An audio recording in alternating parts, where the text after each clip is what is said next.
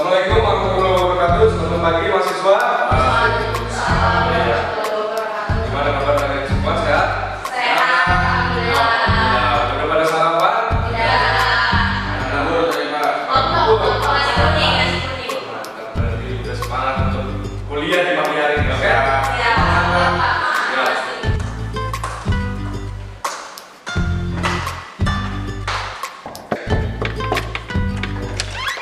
Oke. Pak, boleh masuk?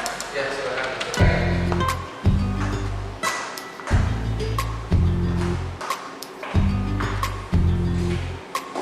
Baik, kita lanjutin.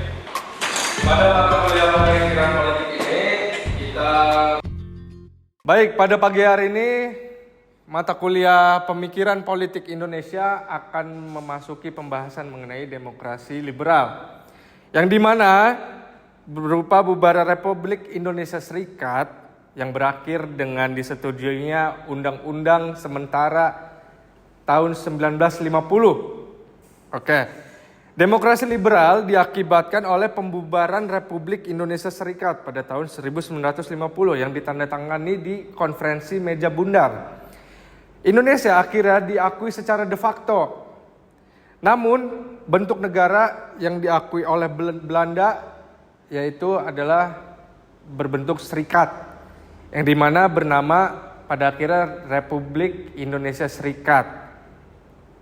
Memasuki karakteristik, presiden pada saat itu hanya sebatas lambang negara yang mengakibatkan kekuasaannya terbatas. Begitu. Penerapan sistem multipartai yang mengakibatkan pemerintah yang berjalan mengalami ketidakstabilan dan berakhir dengan jatuhnya kabinet selama 9 tahun yang terdapat 7 kabinet dan 6 perdana menteri, dan berakhir dengan jatuhnya kabinet selama 9 tahun yang terdapat 7 kabinet dan 6 perdana menteri.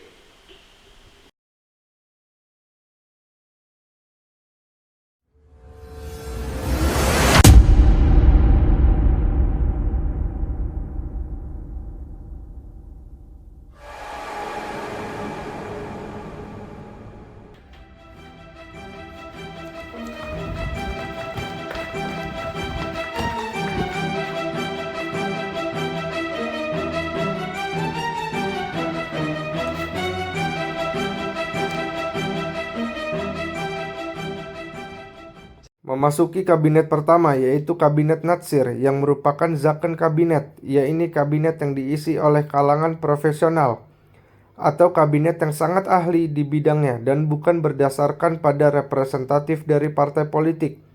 Kabinet ini dilantik pada tanggal 7 September 1950 dengan Muhammad Natsir dari Partai Masyumi sebagai Perdana Menteri.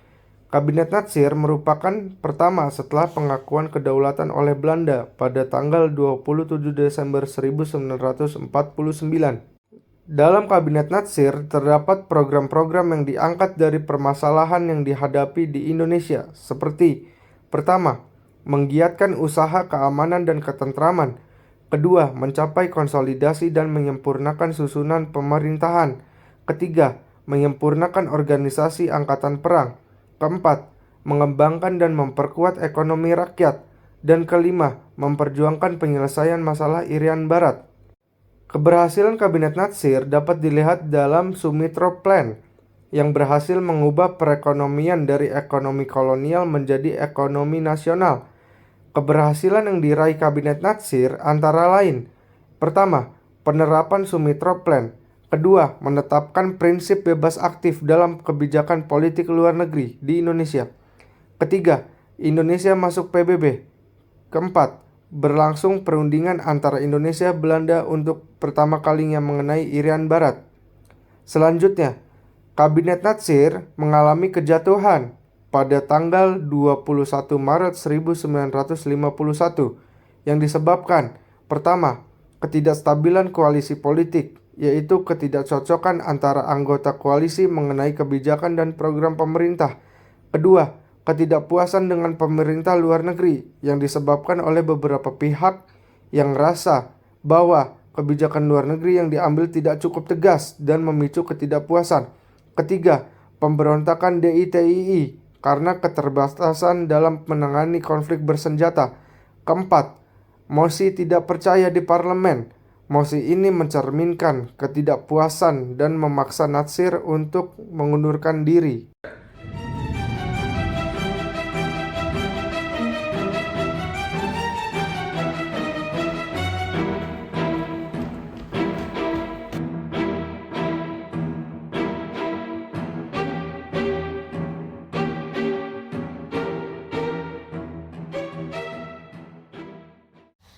Kabinet Sukiman dibentuk setelah jatuhnya Kabinet Natsir pada 21 Maret 1951. Presiden Soekarno menunjuk Sukiman Wiryosanjoyo sebagai Perdana Menteri untuk segera membentuk kabinet yang baru. Kabinet Sukiman sebagai pendukung kepemimpinan Presiden Soekarno pada masa itu tentunya menaruh perhatian pada beberapa sektor yang menjadi hambatan atau tantangan pada kabinet sebelumnya. Kabinet Sukiman memiliki beberapa program kerja seperti: yang pertama, menegakkan negara hukum guna menjamin keamanan dan ketentraman. Yang kedua, membuat dan melaksanakan rencana kemakmuran nasional dalam jangka pendek untuk mempertinggi kehidupan sosial ekonomi rakyat dan memperbaiki hukum agraria sesuai dengan kepentingan petani. Lalu yang terakhir, menyiapkan undang-undang tentang pengakuan serikat buruh dan penetapan upah minimum. Adapun hasil yang telah dicapai oleh Kabinet Sukiman diantara lain: yang pertama, kabinet ini mengawali dengan membahas kesejahteraan buruh serta pekerja, juga gagasan menyangkut tunjangan hari raya. Yang kedua, pemberdayaan usaha kecil dengan pemberian bantuan modal dalam mendukung usaha kecil yang memiliki tujuan guna meningkatkan perekonomian nasional. Lalu yang ketiga, perbaikan hukum agraria. Kabinet ini berhasil secara signifikan memperbaiki hukum agraria yang bersesuaian dengan kepentingan petani, termasuk juga peraturan tentang hak milik tanah dan hak sewa. Seperti yang kita ketahui bahwa hukum agraria baru saja mendapatkan fokus ketika dinaungi oleh Kabinet Sukiman. Meskipun Kabinet Sukiman memiliki banyak pencapaian, tetapi dalam prosesnya kabinet ini juga mengalami permasalahan yang berakhir dengan jatuhnya kabinet. Terdapat dua permasalahan utama yang pada akhirnya menjatuhkan Kabinet Sukiman. Yang pertama adalah perselisihan internal.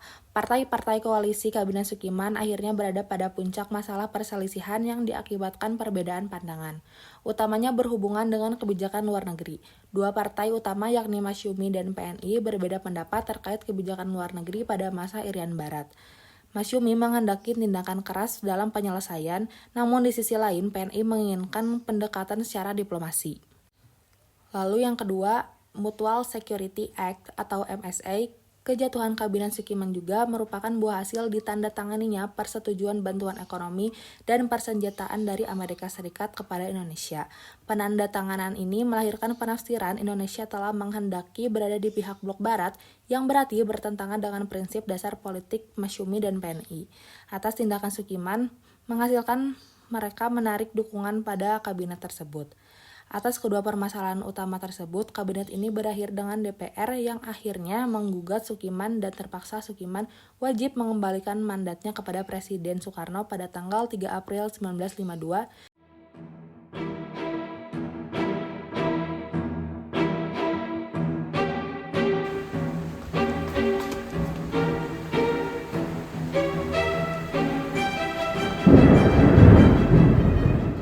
Kabinet Wilopo dibentuk pada tanggal 3 April 1952, setelah jatuhnya Kabinet Sukiman Suwiryo. Presiden Soekarno menunjuk Wilopo dari Partai PNI sebagai Perdana Menteri. Kabinet Wilopo sering disebut juga sebagai Kabinet Second, yang berarti kabinet yang terdiri dari para menteri profesional non-partai politik, yang dipilih berdasarkan kemampuan dan kapasitas di bidang tertentu, bukan karena afiliasi politik. Dalam menjalankan kabinetnya, Wilopo memiliki beberapa program kerja, di antaranya politik bebas aktif. Indonesia memiliki prinsip tidak memihak siapapun dalam menentukan sikap di permasalahan internasional. Yang kedua, merebut Irian Barat. Lalu yang ketiga, pemulihan stabilitas keamanan negara, menyelenggarakan pemilihan umum untuk memilih Dewan Konstituante, dan yang terakhir menjanjikan kemakmuran sosial yang adil dan setara. Namun sangat disayangkan, Kabinet Wilopo berakhir sama seperti kabinet-kabinet sebelumnya. Jatuhnya Kabinet Wilopo yang pertama adalah krisis ekonomi. Adanya krisis ekonomi yang disebabkan karena penurunan harga barang-barang ekspor Indonesia. Sementara kebutuhan impor terus meningkat. Selain itu, penerimaan negara menurun drastis akibat penurunan hasil panen yang menyebabkan impor beras menjadi sangat mahal. Yang kedua, munculnya gerakan separatis. Munculnya gerakan separatis dan sikap provinsialisme, ketimpangan antara Jawa dan luar Jawa, yang mengancam keutuhan bangsa. Semua itu disebabkan karena rasa ketidakpuasan akibat alokasi dana dari pusat ke daerah yang tidak seimbang. Yang ketiga adalah peristiwa 17 Oktober 1952. Adalah peristiwa di mana KSAD dan 7 panglima daerah meminta DPRS dibubarkan. Latar belakang peristiwa ini terjadi karena tertundanya pemilihan umum yang dianggap sebagai strategi dari DPRS untuk mempertahankan kedudukan mereka di tengah kondisi politik yang tidak stabil, juga keterlibatan DPRS yang dianggap terlalu mengintervensi internal militer.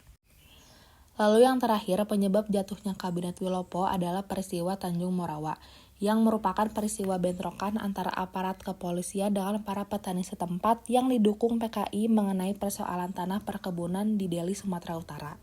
Peristiwa ini diawali dengan pembebasan tanah milik Deli Planters Vereniging atau DPV. Tanah ini sebelumnya sudah digarap penduduk, kemudian diminta kembali untuk dikembalikan kepada DPV yang menyebabkan adanya peristiwa Tanjung Morawa.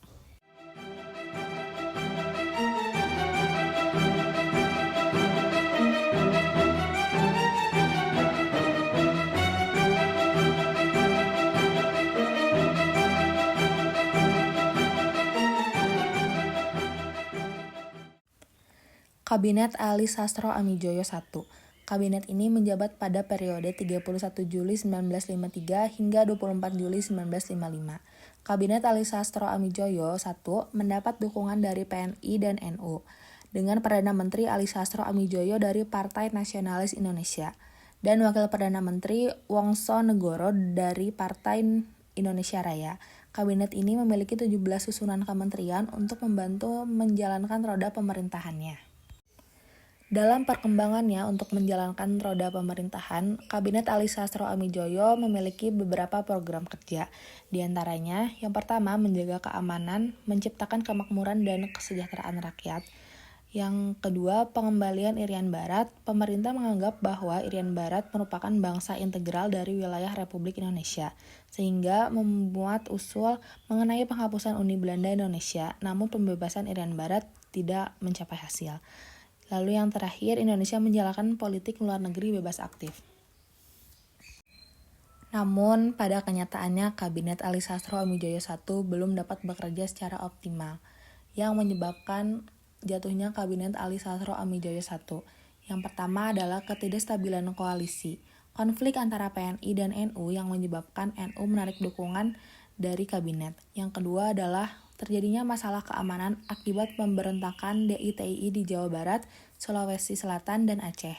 Yang ketiga, terjadi konflik internal antara Kabinet Ali Sastro Amijoyo I dengan TNI AD yang diawali oleh ketegangan karena peristiwa 17 Oktober 1952.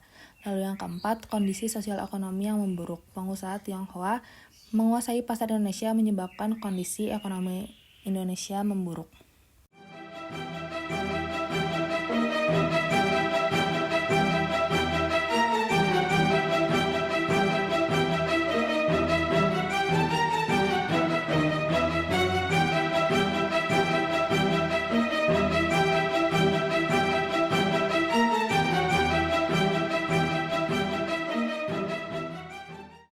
Dalam demokrasi liberal atau demokrasi parlementer, Kabinet Burhanuddin Harahap adalah kabinet kelima. Kabinet ini menjabat dari 12 Agustus 1955 hingga 3 Maret 1956. Kabinet Burhanuddin Harahap terdiri dari 13 partai dengan Partai Masyumi yang paling menonjol, sehingga disebut Kabinet Nasional. Selama masa jabatannya, Kabinet Burhanuddin menghadapi sejumlah tantangan, seperti termasuknya penyelenggaraan pemilu pertama, penyelesaian konflik di Irian Barat, dan separatisme DITII. Terdapat 7 program kerja di Kabinet Burhanuddin Harahap. Yang pertama, mengembalikan kewibawaan moral pemerintah, IC kepercayaan Angkatan Darat dan masyarakat kepada pemerintah. Yang kedua, melaksanakan pemilihan umum menurut rencana yang sudah ditetapkan dan menyegerakan terbentuknya parlemen yang baru. Yang ketiga, menyelesaikan perundang-undangan desentralisasi sedapat-dapatnya dalam tahun 1955. Yang keempat, menghilangkan faktor-faktor yang menimbulkan inflasi. Yang kelima, memberantas korupsi. Yang keenam, meneruskan perjuangan mengembalikan Irian Barat ke dalam wilayah Republik Indonesia. Yang ketujuh, memperkembangkan politik kerjasama Asia-Afrika berdasarkan politik bebas dan aktif menuju perdamaian. Tidak stabilnya kondisi sosial politik di Indonesia disebabkan oleh persaingan partai, berubah-ubahnya kabinet, dan program kerja yang gagal. Hal ini disebabkan oleh kepentingan partai dalam kabinet, sehingga kebijakan atau program kerja pemerintah lebih mengutamakan kepentingan partai daripada kepentingan negara. Kehidupan sosial dan ekonomi masyarakat juga sangat terpengaruh oleh ketidakstabilan politik. Kabinet Burhanuddin Harahap berusaha menstabilkan politik, sosial, dan ekonomi melalui kebijakan. Karena itu, Kabinet Burhanuddin dapat dianggap cukup sukses. Kesuksesan termasuk mengembalikan otoritas pemerintah kepada masyarakat dan angkatan darat, memerangi korupsi, meningkatkan ekonomi, dan mengadakan pemilu. Namun, sangat disayangkan bahwa di antara anggota Masyumi dan partai Islam lainnya terjadi perpecahan dalam hubungan Indonesia-Belanda. Meskipun tidak sepenuhnya Kabinet Burhanuddin Harahap telah menyelesaikan beberapa program kerjanya, kabinet ini menghadapi masalah yang sama seperti kabinet sebelumnya, yaitu keretakan dalam tubuh kabinet. Ada perbedaan pendapat antara partai politik mengenai kebijakan yang dibuat oleh Perdana Menteri Burhanuddin Harahap menyebabkan perpecahan politik. Kebijakan pembebasan Irian Barat dalam kasus ini telah menyebabkan konflik dalam pemerintahan, termasuk konflik antara presiden dan Perdana Menteri. Selain itu, partai juga mengalami perpecahan.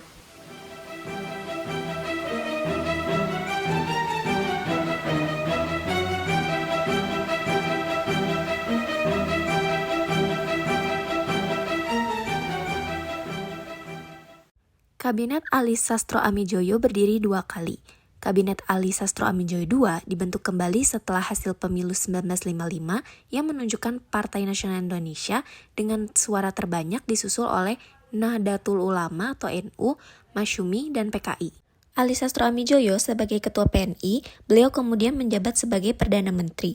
Kabinet Ali Sastro Amijoyo II juga dikenal sebagai Ali Rom Idam. Nama ini diambil dari peran Ali Sastro Amijoyo sebagai Perdana Menteri. Rom dan Idam berfungsi sebagai Wakil Perdana Menteri. Jabatan Kabinet Ali Sastro Amijoyo II hanya berlangsung selama 1 tahun, dari tanggal 24 Maret 1956 hingga 14 Maret 1957, yang dimana PNI, Masyumi, dan NU mendukung kabinet ini.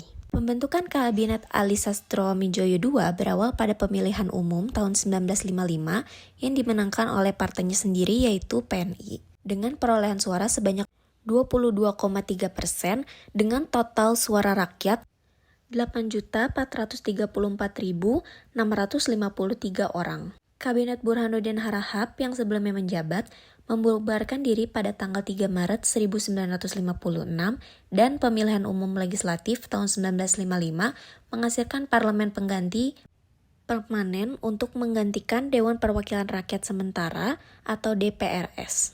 Pengunduran diri ini untuk memungkinkan pembentukan kabinet baru dengan hubungan parlemen yang baru dibentuk. Ini menunjukkan bahwa meskipun pembubaran DPRS bukanlah faktor utama yang menyebabkan kabinet runtuh, perubahan dalam struktur legislatif dan meningkatkan tekanan oposisi sangat mempengaruhi keputusan tersebut.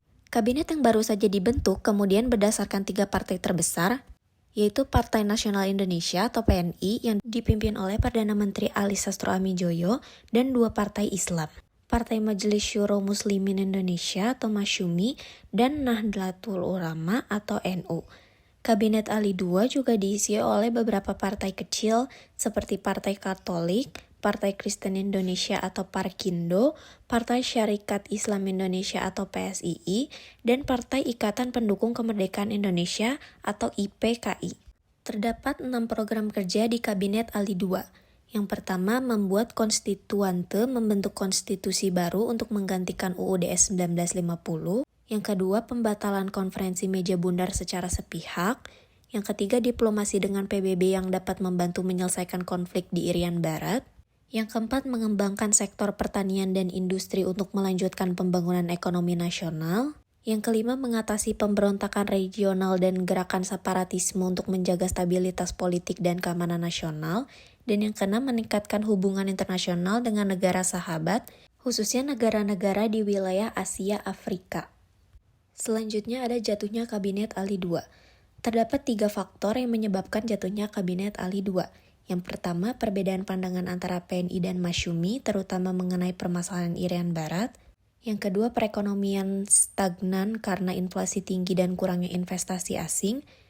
Dan yang ketiga, ketidaksetujuan terhadap Tionghoa yang disebabkan oleh status perdagangan, khususnya merupakan masalah yang signifikan.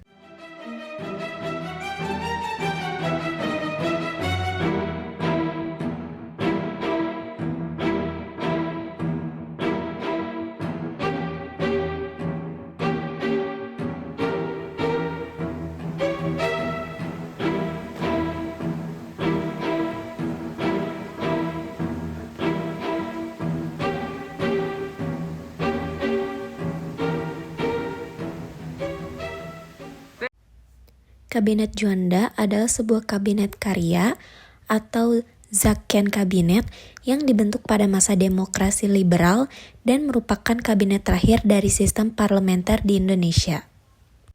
Kabinet ini dipimpin oleh Perdana Menteri Insinyur Juanda Kartawijaya dan 3 wakilnya, Mr. Hardi, Idham Khalid, dan Dr. Leimana. Kabinet ini dikenal sebagai Zaken Kabinet. Berdasarkan sejarahnya, Kabinet Juanda ini terbentuk setelah lengsernya Kabinet Ali Sastroamidjojo II pada tanggal 14 Maret 1957. Lengsernya Kabinet Ali II dikarenakan ketidakmampuan kabinet dalam memperbaiki masalah-masalah ekonomi yang menimbulkan demonstrasi buruh yang pada saat itu dikoordinir oleh PKI. Setelah Perdana Menteri Ali Sastroamidjojo mengundurkan diri, Presiden Soekarno menunjuk Suwiryo untuk menjadi formatur dalam membentuk kabinet baru, namun gagal. Dengan gagalnya Suwiryo, akhirnya Presiden Soekarno menunjuk dirinya sendiri sebagai formatur. Formatur Insinyur Soekarno membentuk kabinet darurat ekstraparlementer dan menunjuk Insinyur Juanda Kartawijaya sebagai Perdana Menteri. Kabinet Juanda ini diberi nama Kabinet Karya atau Zaken Kabinet yang berlangsung pada tahun 1957 sampai 1959. Terdapat 3 tantangan di dalam Kabinet Juanda. Yang pertama, rangkaian peristiwa pemberontakan PRRI Permesta.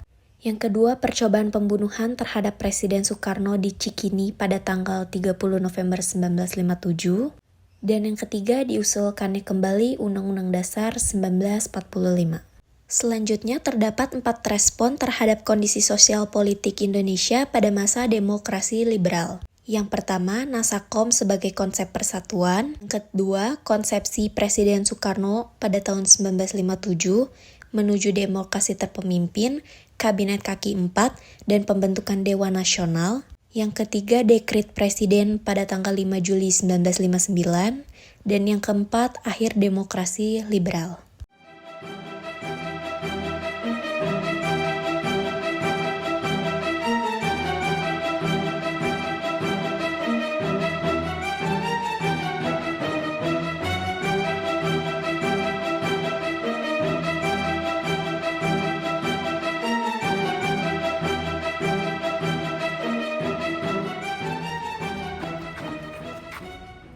Bismillahirrahmanirrahim. Pada tanggal 5 Juli tahun 1959, saya, Presiden Soekarno, menetapkan Dekret Presiden yang berisikan untuk membubarkan Konstituante, memberlakukan kembali Undang-Undang 1945 dan tidak memberlakukannya kembali Undang-Undang sementara 1950 dan pembentukan Majelis Permusyawaratan Rakyat Sementara.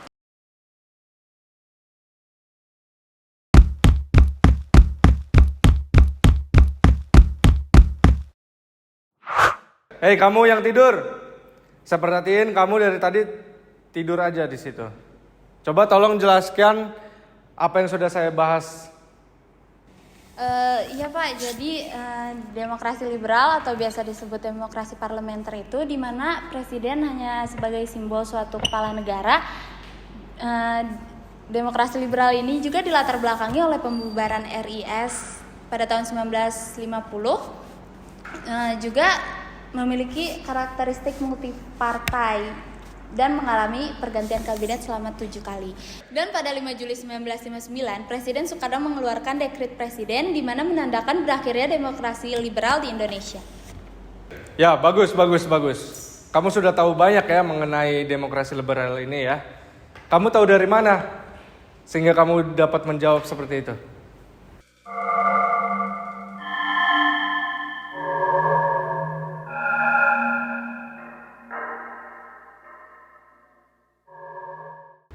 Ya, terima kasih.